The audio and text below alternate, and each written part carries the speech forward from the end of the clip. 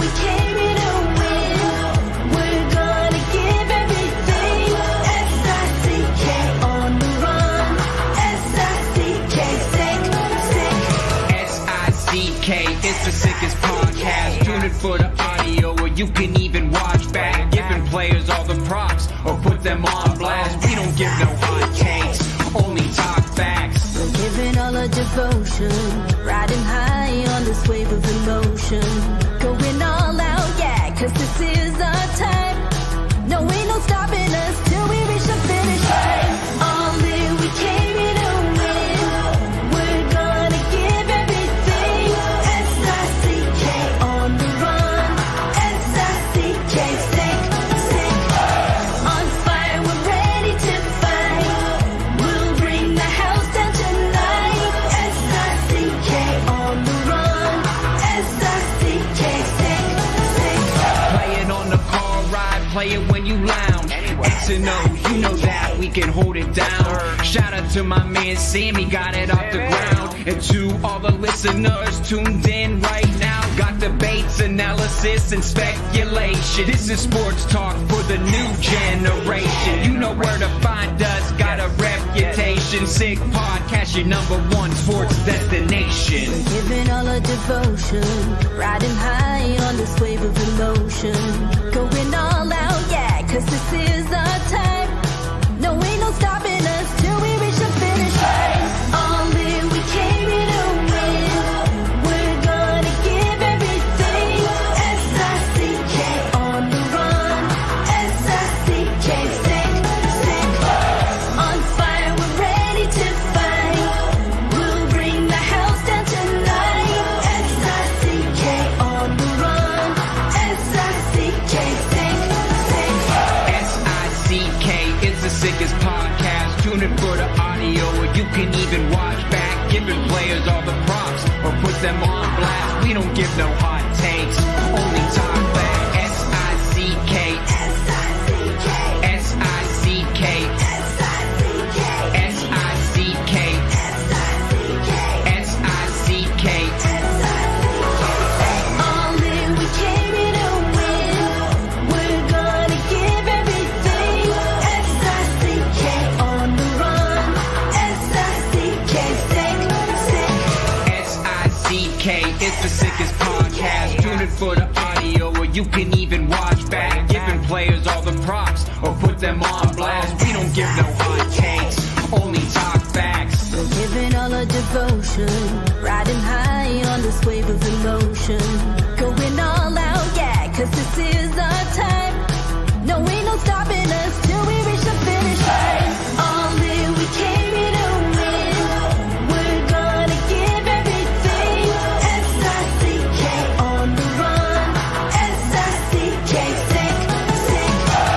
On fire, we're ready to fight. We'll bring the house down tonight. S-I-C-K on the run. S-I-C-K, sick. Play it on the car ride, play it when you lounge. X and O, you know that we can hold it down. Shout out to my man Sammy, got it off the ground. And to all the listeners tuned in right now, got debates, analysis, and speculation. This is sports talk for the new generation. You know where to find us, got a reputation. Sick podcast, your #1 sports destination. Giving all our devotion, riding high on this wave of emotion. Going all out, yeah, cause this is our time. No, ain't no stopping us till we reach the finish line. All in, we came here to win. We're gonna give everything. S-I-C-K on the run. S-I-C-K, sick. On fire, we're ready to fight. We'll bring the house down tonight. S-I-C-K on the run. S-I-C-K, sick. S-I-C-K is the sickest podcast. Tune in for the audio, or you can even watch back. Giving players all the props, or put them on blast. We don't give no hot takes, only talk back. S-I-C-K, S-I-C-K. S-I-C-K, S-I-C-K. S-I-C-K. Turn up your volume. because you're about to listen to The Sick Podcast with Tony Marinaro.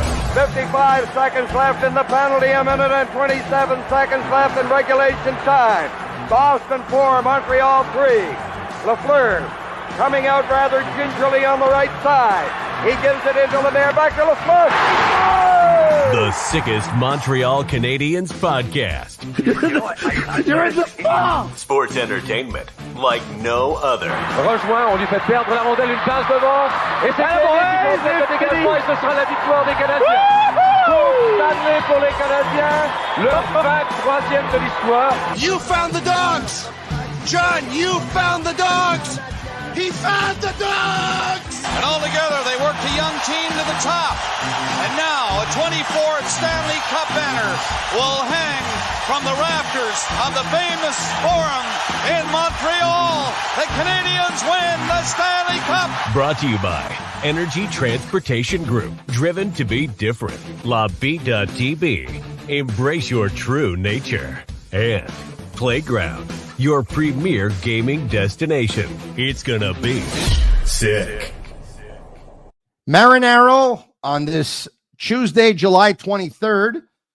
Thanks for watching on YouTube, on Facebook, and on Twitter. It is the Sick Podcast. And once again, in all transparency, this was recorded a little bit earlier in the day as I am in Spain. So if something breaks and I didn't get to it, well, you'll know that it's because it actually didn't break at the time of this recording.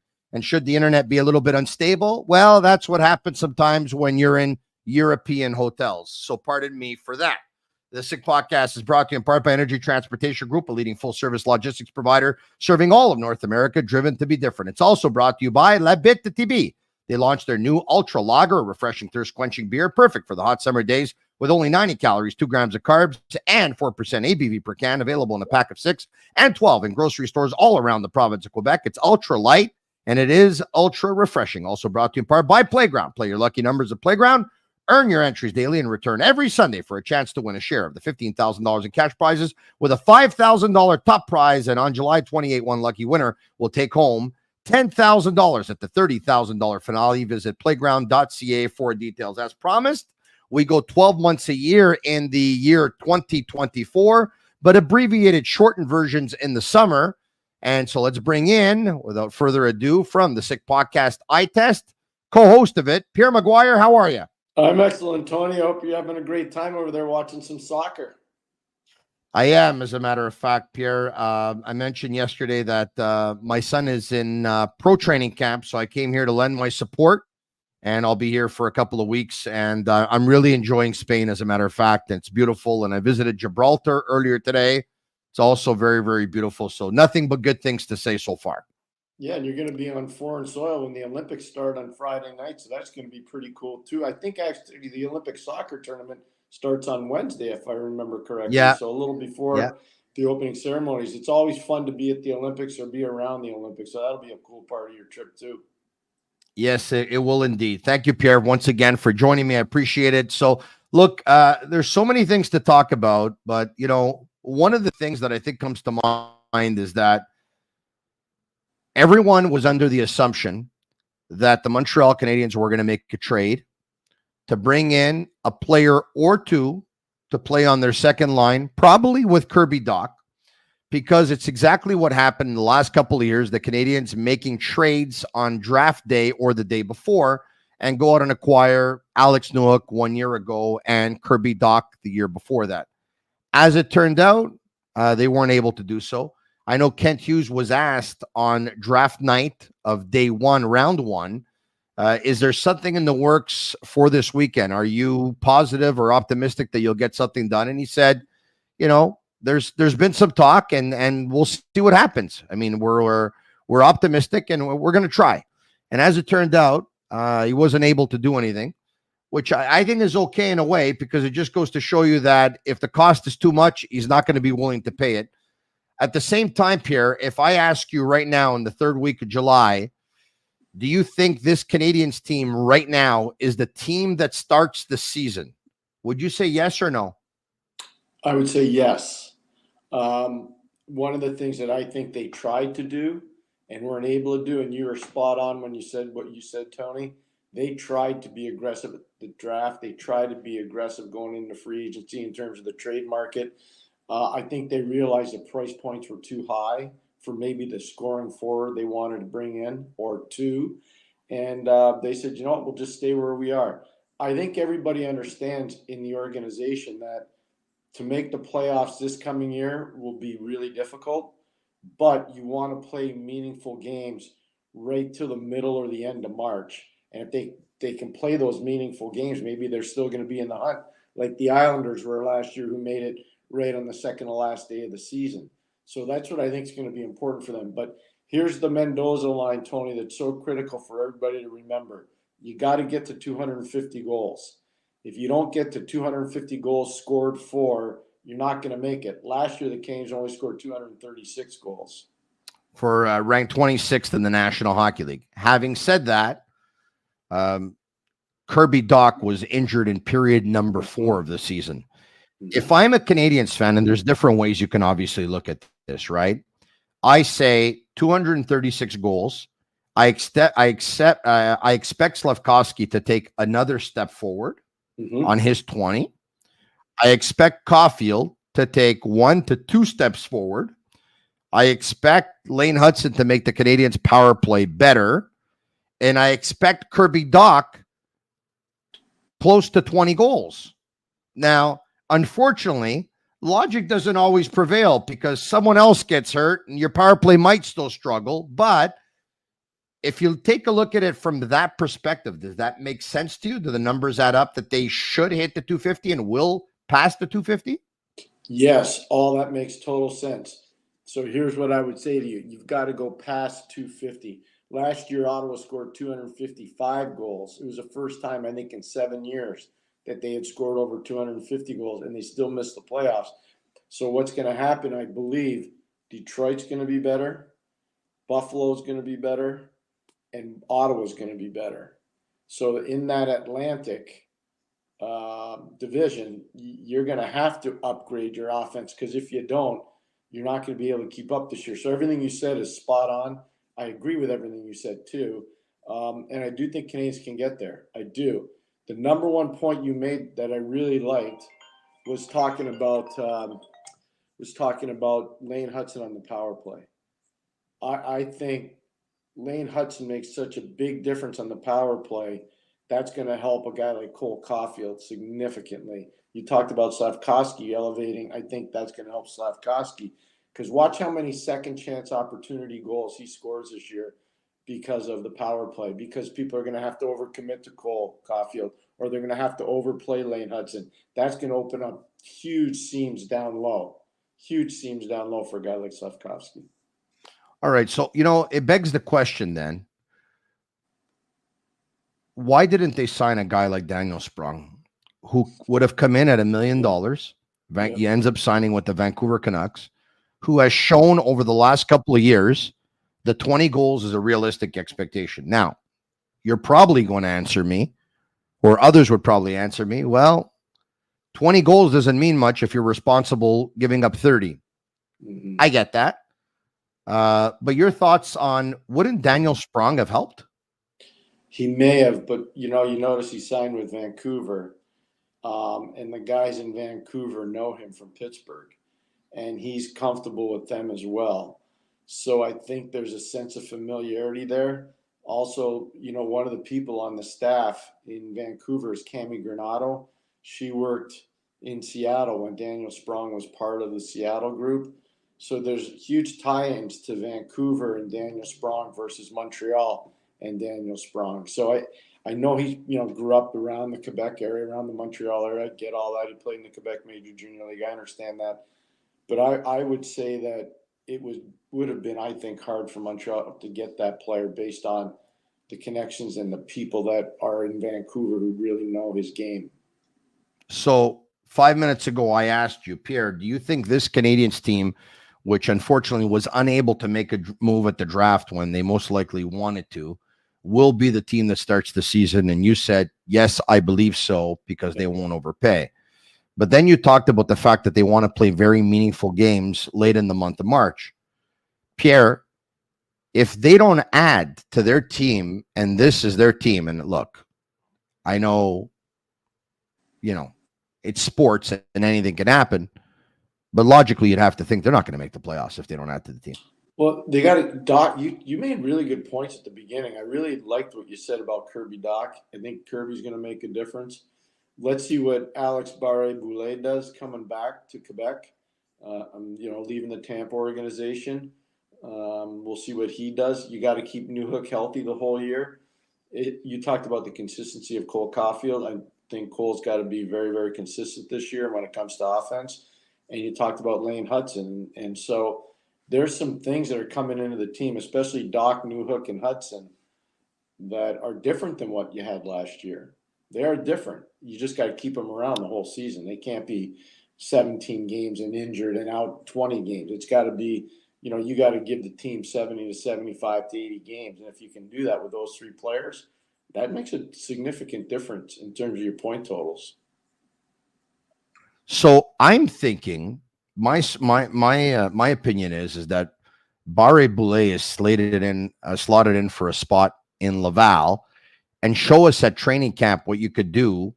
And you know what? If you earn a spot on the big team, you're going to make it. Are you saying that you're thinking he's going to start the season in Montreal, and if he doesn't have a good camp, he'll end up in Laval? Do you have the opposite opinion, or? Yeah, no, I think he's a player that they told him when they got him, we're going to give you every opportunity. You got to play your way out of a job. I haven't talked to the kid. I haven't talked to his representatives. Wow.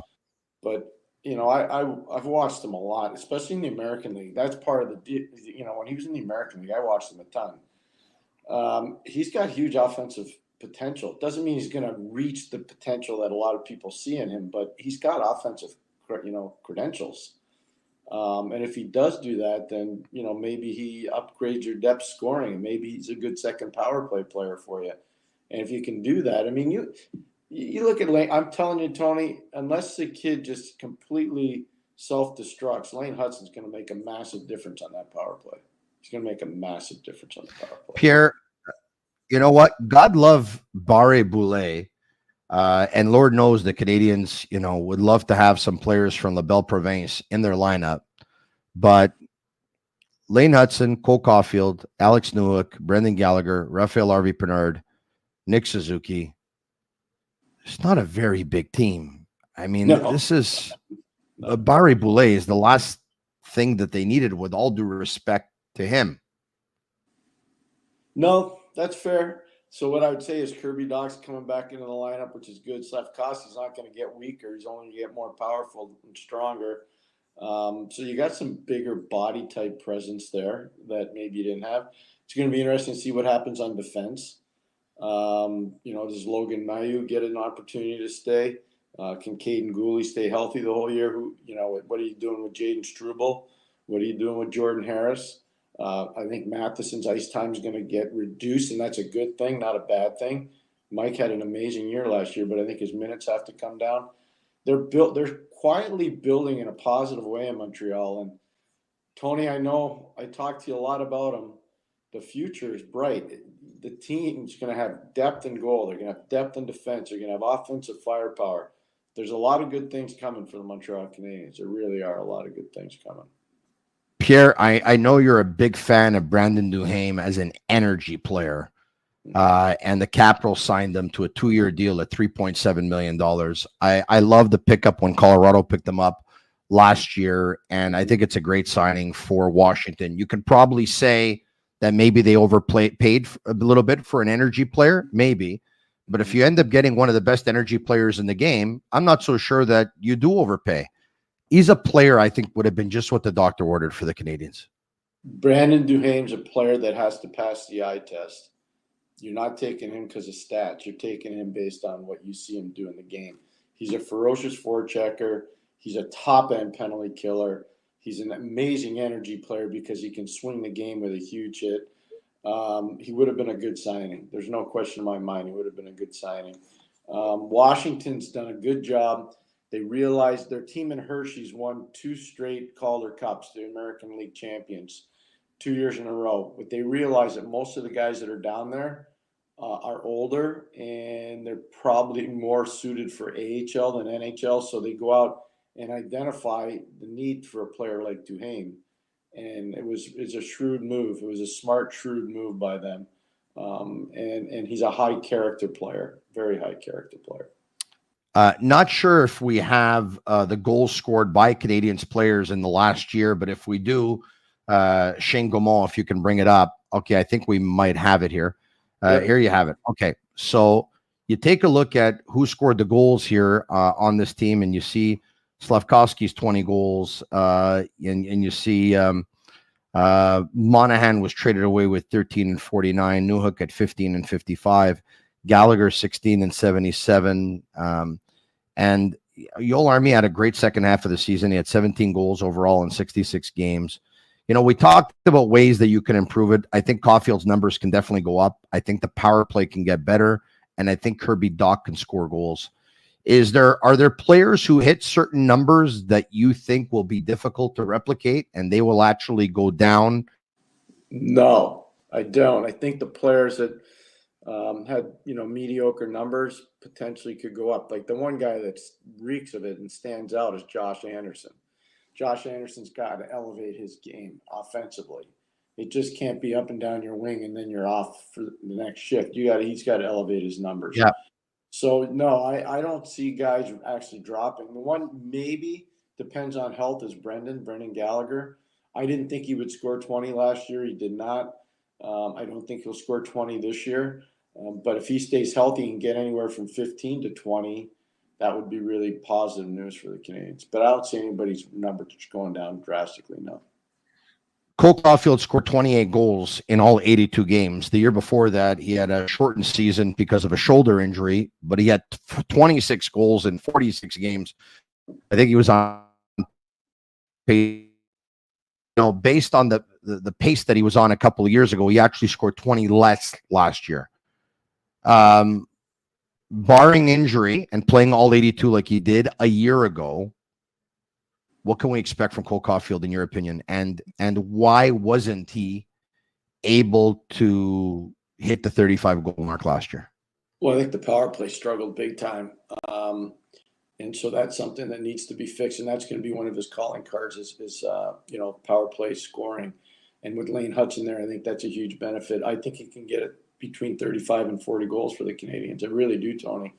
Obviously keeping Kirby Dach healthy helps a lot too, because that creates different matchup situations, especially on the road. He'll get more open ice potentially with a bigger player like that around. So there's a lot of things that I think will help him. But Lane Hutson and the power play will be one of the things that I think really helps Cole Caulfield. And I think anything less than 35 goals for him is probably a disappointing year in his own books, not just in ours as fans, but in his own books.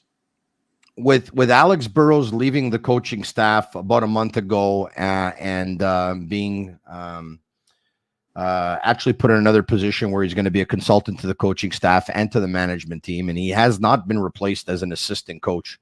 Would you think if they don't replace him, then Marty St. Louis takes over the power play? When Marty came into the coaching business in Columbus with John Tortorella, he was the power play consultant on the Columbus Blue Jackets. That's what he did. So I don't see why that would be a foreign concept for him. I got to think that would be something he'd be really comfortable with. I think Trevor Letowski, too, could help out. The one thing I can tell you, and if Marty were to call me, I'd tell him, one of the best things I learned when I was early in my career, don't let the players get tired of your voice. Even if you're a nice guy, even if you treat them with respect, at some point they get tired of your voice. So it's important to delegate. And I watched Bob Johnson do that. I watched Scotty Bowman do that. I watched a lot of really good coaches over time. Pat Quinn, the late Pat Quinn did that really well. The late Pat Burns did that really well, especially later in his career. You gotta delegate authority. And so for Marty, he might be the architect of the power play, but I wouldn't be afraid to have another voice there to tell the players, this is how we want to do it. This is our plan. This is how we want to accomplish, be a top 10 power play in the league. A shout out to Betway, a leading global online betting and gaming brand. Follow your gut instinct. Go with Betway. Go on Betway.com or scan the QR code. Join the action. Must be 18 years old, and play responsibly. Pierre, so we talked about trying to increase the goals, and you said, yeah, that'll probably happen. They'll probably be able to hit 250 with a healthy Kirby Dach and Cole Caulfield and a better power play. We talked about Lane Hutson and the power play, and you said, wait till you see what he's going to do for the power play. So what will he do for the Canadiens power play, Pierre? And is he special to the point where he should be the point of emphasis on the power play and he quarterbacks it? He runs the power play. He's a general on the power play. Or would that be too much to ask for a player who has a couple of NHL games under his belt? I think what you do is do it slowly. You've got a really skilled player, Nick Suzuki. I think Nick Suzuki plays the role of Nick Backstrom, believe it or not, and how great Backstrom was with that Washington power play. Everybody thought it was all because of Ovechkin, but I did countless Washington Capitals games over the years, and Backstrom was the engineer. He was the quarterback. He's the guy that made it run, and that opened up opportunities for TJ Oshie. It opened up opportunities for Alex Ovechkin. It opened up huge opportunities for John Carlson, because there's certain players that have this high threshold to be able to dominate the puck. And Nick Backstrom was one of those players. Nick Suzuki is another one of those players. And so I think you started out by Suzuki running it, and eventually, the more comfortable he gets, I would turn Lane Hutson loose. But I wouldn't do it right from the start. I would allow him to grow into the position rather than just give it to him. Pierre, you were mentioning that Nick Backstrom is the guy who has made the power play work in Washington over the years, obviously prior to the injury. Would Kucherov be that guy in Tampa? Yeah, absolutely. And it's going to be even more elevated now because of no Steven Stamkos there. It's going to be interesting to see how they actually decide to run their power play, because Gensel's a good scorer, Jake Gensel, but he's not Steven Stamkos. And the one thing I'd say about Gensel is he's not going to be intimidated playing with great players, because obviously playing with Sidney Crosby for all those years, they were amazing together. But yeah, Kucherov is definitely that guy. I don't think the Tampa power play will be as good without Stamkos being there, but we'll see how it plays out long term. You know, if they do start the season with this team, with this personnel, who are your 5 guys on the first unit of the power play? You're talking about Montreal now? Yeah. Yeah, for Montreal, I could see any kind of setup with Slafkovsky, Cole Caulfield, Nick Suzuki would be up front. I'd say Lane Hutson, and then you could either go a fourth forward or go with another defenseman. That other defenseman could be Mike Matheson. It could be Caden Gooley. But I would say that you're probably looking at a formation where Hudson's always going to be up high. Suzuki's always going to be playing on the right dot. Cole Caulfield will always be playing on the left dot, and Slafkovsky will be jamming the front of the net. Maybe even you add Brendan Gallagher and you just run 4 forwards and 1 D. I'm going to go with Suzuki, Caulfield, Slafkovsky, Kirby Dach, Lane Hutson. There's my first unit on the power play. Well, there you go. I don't have a problem with that. The one thing about Kirby that needs, and we used to do this in Pittsburgh when we had Mario Lemieux and Ronnie Francis. They were both on the first power play. Ronnie would take all the draws because he was just so darn good at it, and would keep Mario out of all that traffic. We can get him posted up on the outside and really dominate the puck. Everything ran through Mario on our power play. And so Doc, if he could win those faceoffs on the initial draw, that would be a huge asset for the Canadiens, a massive asset. So in ending, if you don't score 250 goals during the season, you definitely don't make the playoffs. We believe the Montreal Canadiens will score over 250 goals, but still, if they don't add a reinforcement or 2, I think we're not prepared to say they make the playoffs just yet. But hopefully they get to play some meaningful games late in the month of March. But between now and then, there's so much that can change. There's so much going to happen. And who knows, maybe even a trade. Pierre, thanks so much for taking the time for me. I really appreciate it. Always, my friend. Enjoy yourself. Stay safe. Stay away from that sangria. Thank you. I definitely will. I can guarantee you that. You know what? The best sangria is the sangria from the Geloso Beverage Group. That goes without a doubt. Distributors of Bittt Tibi, by the way. Special thanks to Energy Transportation Group, to Bittt Tibi, to Playground, and to Betway. And special thanks to all of you. Once again, I am broadcasting from Spain. This was pre-recorded a little bit earlier in the day, so we can actually pull it off and bring you. It's an abbreviated content, of course, abbreviated version of the Sick Podcast, but we promised you that. And for the entire year of 2024. On my end, I have to tell you, I had some internet troubles. It was a little bit unstable. It jammed up every now and then. And hopefully it wasn't all that bad with you watching and you listening. Thanks so much. If you liked it, comment sick, share it with your friends. Leave us a 5-star review on Apple. It's our way of feeling the love for Shane Gaumont and Master Control. Thanks for watching the Sick Podcast. I'm Marinaro. And that's a wrap. Hope you don't miss us too much until next time. Follow the Sick Podcast with Tony Marinaro on YouTube, Instagram, Facebook, Google Play, and Apple Podcasts. The Sick Podcast is brought to you by Energy Transportation Group, driven to be different. Lobby.tb, embrace your true nature. And Playground, your premier gaming destination.